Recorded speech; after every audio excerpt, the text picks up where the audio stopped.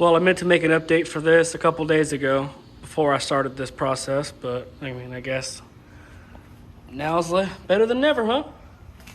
So we got this one out, found some crusty stuff. I've had the trans fluid sitting in the cylinders for, it's probably been like 2 weeks now, maybe. And that motor's still locked up. So I'm thinking maybe it dropped a valve or something. Or it's so corroded from all that water that was sitting in the motor. I'll throw in a clip of when I changed the oil on this thing. It was just straight water for like 30 seconds till the oil finally came out.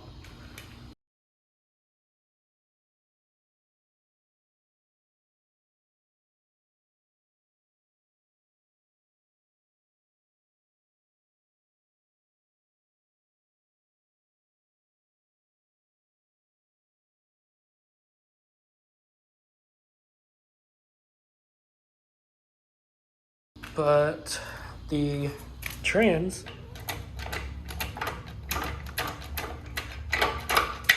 actually shifts now. It wasn't working when I was in the car, so I'm thinking maybe the clutch cable was bound up a little bit, and now that it's off, it shifts in and out of gear now.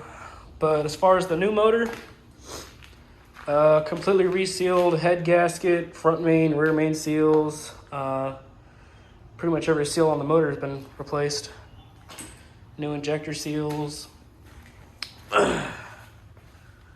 Cleaned out the breather box. And yeah, looking good so far. New motor mounts. I still have about to pull the manifold off that motor. Just to pull the wiring off so I can compare it to this and see if it's the same, because that was already on this motor. And I might use that because it's from an 87, so it has better wiring. But I just want to double check, make sure everything's the same. Because I do have the 87 2.2 ignition box and the ECU for it. So it should just swap right over regardless. But got to take that trans off, fix some of the wiring on it, then take the clutch out. I know there's some other things I still got to do. I'm forgetting that I need off that other motor. I don't know. Now that I'm looking at it, I don't know. Starter's coming off. Oh yeah. I need the power steering pump from it, because this motor had a good AC compressor that had working AC. It was great. But the power steering pump was kind of bent a little bit, and I wasn't going to run AC in this car anyway. I already ripped all the AC stuff out. Cut the lines. It's just not worth messing with. And for me to use that pump over there, IPD's AC bypass kit is $150. But for the 84 style pump, it's $50, and it just pretty much spaces out the pulley there about 1 inch or so. So it'll line up one of those crank bolts or crank pulleys. Just use a longer belt, and hopefully I just won't have to dick with it more than that. You can see inside the intake there. See if I can open it up. Is it still stuck? There it goes. Pretty crusty. I'm not even holding it now and it's stuck. Wow. That's how gummed up it is. But I think the manifold's actually free. I just got done taking the bolt off of it. Or it's just that stuck. But I guess we'll continue on once I've made some more progress.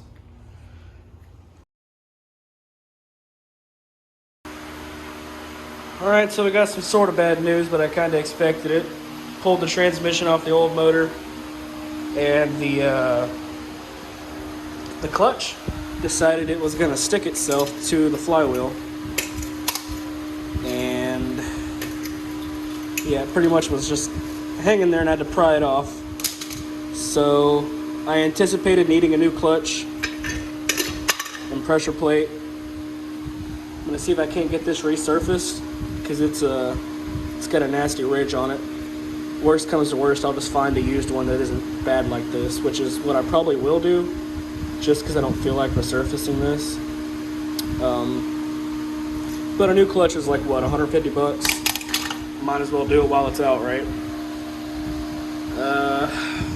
Yeah.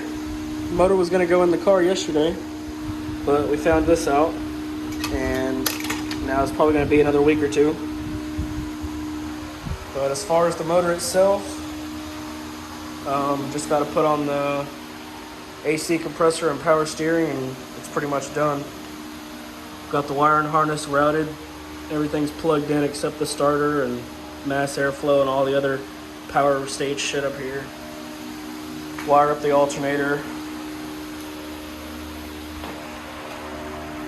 I'm gonna gotta look at these wires. Man, they look fine. Nothing wrong with them. This is the harness that came off this car, and I'm surprised it's not frayed anywhere. I mean, I looked at it everywhere and I couldn't find a single frayed wire.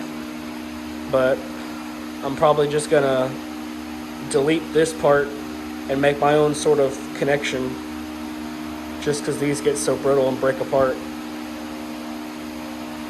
But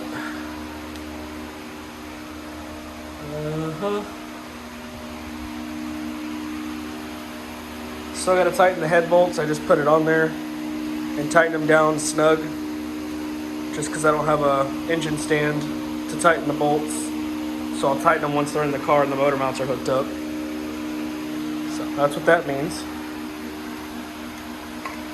But in here's nice and clean now. I scrubbed it all. Wire wheeled the cam lobes, because they had a bunch of rust on them. I mean, I didn't wire wheel them. It was a copper wire brush, and I just got them smooth. I think we're just about almost done. It's just the clutch that's holding us up right now. But it's getting exciting.